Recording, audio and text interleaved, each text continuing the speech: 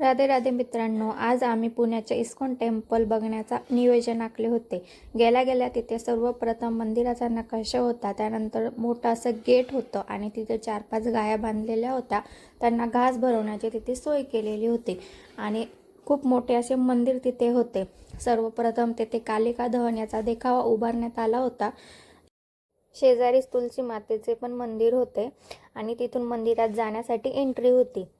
नंतर आम्ही तिथे पोहोचलो. आम्ही 12:15 वाजता पोहोचलो होतो. मंदिराचा टायमिंग हा 12:30ला ओपन होणार होते ते मंदिर.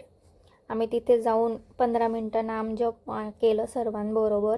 तिथे खूप सुंदर अशी राधाकृष्णाची मूर्ती होती, ती आम्ही बघितली आणि मंदिराचे काम हे खूप छान केलेले होते असं आम्ही तिथे निरीक्षण करत होतो. खूप छान देखावे उभारले होते भिंतींवर, ते आम्ही सर्व बघितले आणि त्यानंतर 15 मिनटं आम्ही तिथे जाऊन नामजप केला आणि तिथे त्यांनी सुंदर असा शंखवाद करून देवाचा पडदा ओपन केला आणि खूप सुंदर अशा दोन्ही मूर्ती होत्या.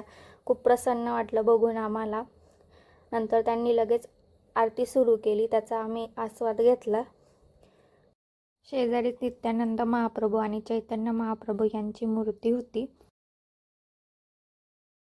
आणि उजव्या बाजूला जगन्नाथाची पण खूप छान अशी मूर्ती होती, ती पण बघितली आम्ही. खूप छान वाटलं आम्हाला. पण त्यानंतर आरती सुरू होती. आरती घेताना वातावरण हे खूप छान झालेलं होतं.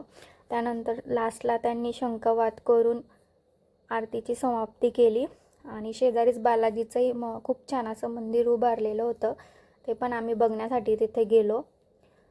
पायऱ्या चढून वरती गेल्यावर मूर्ती पण तिथली खूपच प्रसन्न आणि सुंदर होती, त्याचे दर्शन घेतले आम्ही आणि अशा प्रकारे आम्ही मंदिराचे दर्शन घेतले. खूप छान वाटलं. असा होता आमचा आजचा दिवस. राधे राधे.